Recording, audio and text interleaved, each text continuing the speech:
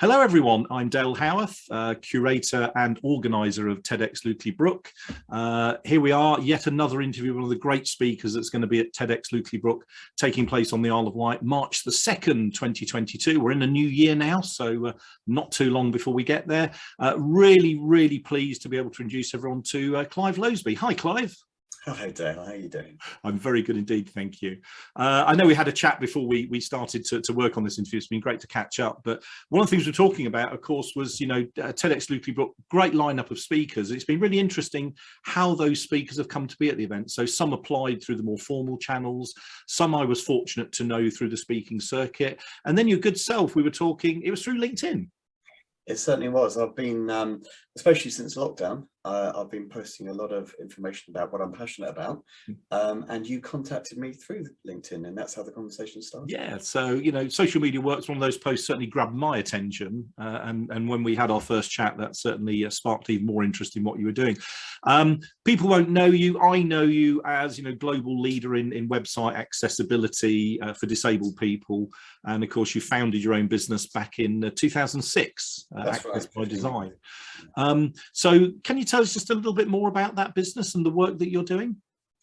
Okay, so Access by Design is the name of our business, and the reason we're called Access by Design is that when we formed the company, we realized that websites did not meet the needs of people with disabilities, or the only ones that did were quite appalling to look at from an artistic point of view.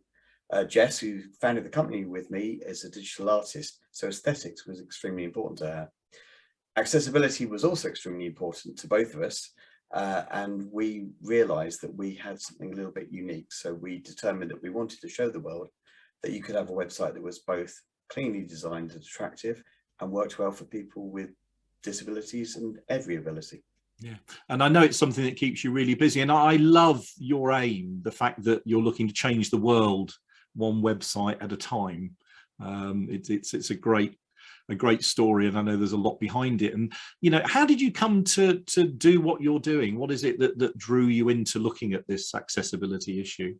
Well, back in 1989, Jess and I were both passengers in a pretty horrible car crash, and it left us both with life-changing injuries, and Jess ended up being paralyzed from the waist down.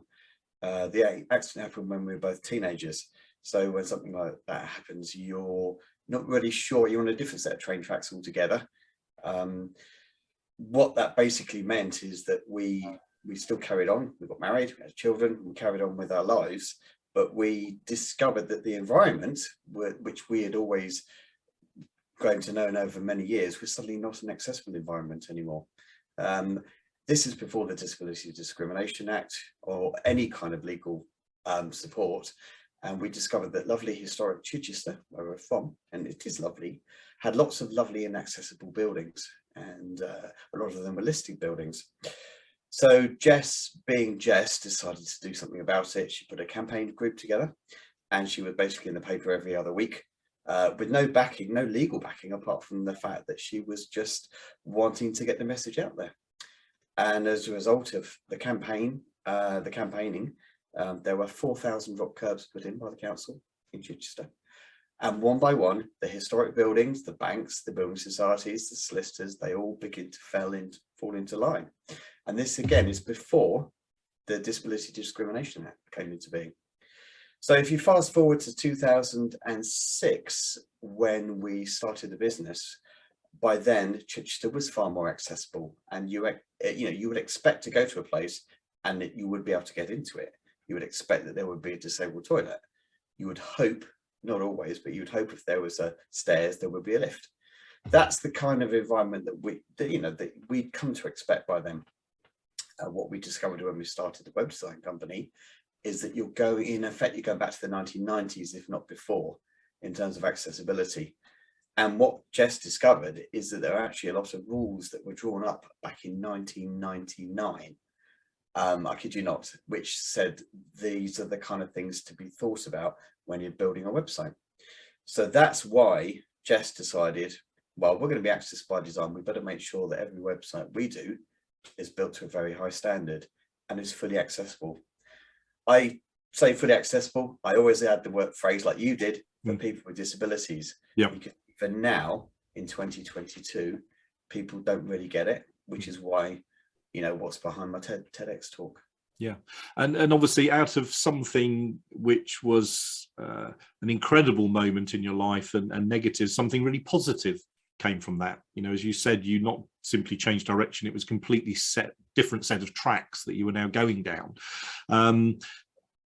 Looking back on that as well, you know, another great positive, I think, you're award winning for the work that you've done. Yes, in 2011, when responsive design was developed, that was the idea of websites being able to be work equally well on a tablet or a mobile phone as well as a desktop computer. Within a week of that coming out, we combined it with our accessible design techniques, and we created the web's first ever website that is both fully accessible and works equally well on mobiles and tablets. And we've been doing that ever since. So we literally did create the world's first website that met the needs of everybody, which is an achievement I'm very proud of. Yeah, and you know, it's such a great topic, and we've talked at length about it, and you're going to take to the stage at TEDxLukelyBrook and obviously present so much more. And I know when we move into the conversation area and when you go and see all the young people in the watch party, there'll be an awful lot of questions for you. Now, just moving on to your talk. So your talk, great title, you know, blind people don't use the internet. How can they? They cannot see the screen. Absolutely brilliant title, very thought-provoking, already getting a lot of attention, a lot of interest from people who are looking at the event. Can you just expand a little bit on some of what you're going to cover without giving too much away? Well, I'll start with the title, because that actually was spoken to me verbatim by a really nice lady I had met, and she actually works in health and safety in a company and employee well-being. She'd heard me mention blind people using screen readers, and she was puzzled and had a one-to-one with me and literally came out with that question. How can blind people use the internet? They can't see the screen. And this is somebody who understands about well-being and, you know, and health and safety. So you would think might know, and actually, and this was only last year. So, you know, I said earlier that 1999 was the year that the guidelines first came out. Yep. Well, we're 22, 23 years past then, and yet that's still the level of ignorance, and it's not her fault. And that's why I'm on a mission, because I want to change the world one website at a time. And by doing that, it's getting the message out there. Yep. So the talk is going to be, without getting techie, it's going to explain what website accessibility actually means, the things you need to be aware of, and the things that you can do that will make your website better. Because at the end of the day, everybody who hears me when I talk about it wants to get involved or wants to make their website better in some way. Yeah. And part of the talk is I will be giving away some easy ideas that they can put into place straight away, because a lot of this is just awareness and common sense, but it's only when you put the things together that it's, oh wow, light bulb moment. Yep. Yeah. And that's what I'm trying to do. And of course, that's the whole thing. It's about sharing ideas. It's about people taking away those things and being motivated to go on and to do more with it as well. And what was interesting when we spoke in the past as well is, it, you know, once you put these things in place, if you look at it, the potential is enormous in terms of reach of audience, audience experience. So actually, you know, if businesses look at it from a purely commercial perspective, it's a great opportunity to engage with an audience at a better level in greater volumes than ever before. That's right. And one of the things that I go into a bit more detail on is the idea that you're not necessarily making it for a specific part of your audience, because if you make it easier for one person, it actually makes it easier for a lot more. Yeah.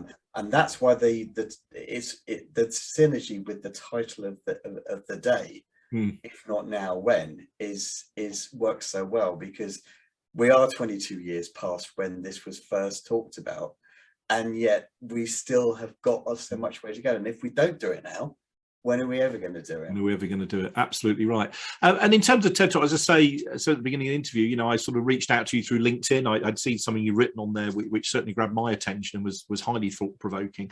Obviously, when we first talked, you didn't know me, you didn't know the event that we're putting on. So what was it that really sort of drew you to want to take the stage at TEDxLukelyBrook to give this talk? Well, I have been talking about website accessibility for a long time. And a lot of the time it's at small events, networking events, and every single one is really key and valuable. Mm-hmm. The chance to take the stage at a TEDx event to talk about what I'm so passionate about was fantastic, because at the end of the day, I can reach 50 people in a room, or I can reach a few more people online. So. Yeah, absolutely brilliant. No, and it's I'm so good. So thrilled to be a part of this, day. Oh no, it's so good to have you. Well, it's been so great working with you, and we have so much more that we're going to achieve between now and then. If people want to find out a bit more about you, about your work, find out a bit more about Clive Loseby, the man, what's the ways they need to do that? So what's the best way of them engaging with you? Okay, well, if you want to look at the website, it's Access by Design. So it's accessbydesign.uk. Google it. And if you want to find me, I'm on LinkedIn. I have quite a lot of activity on there. Again, just Google my name. I've got a couple of other websites, runyourownwebsite.uk and websiteaccessibilityaudit.co.uk, which is audits is something that I touch on again in part of the talk. The talk isn't going to be technical, but it's going to give enough information that will get people started on the right track about what they can do to make their business, which you touched on earlier, more inclusive, because inclusivity is such a key part of our society now.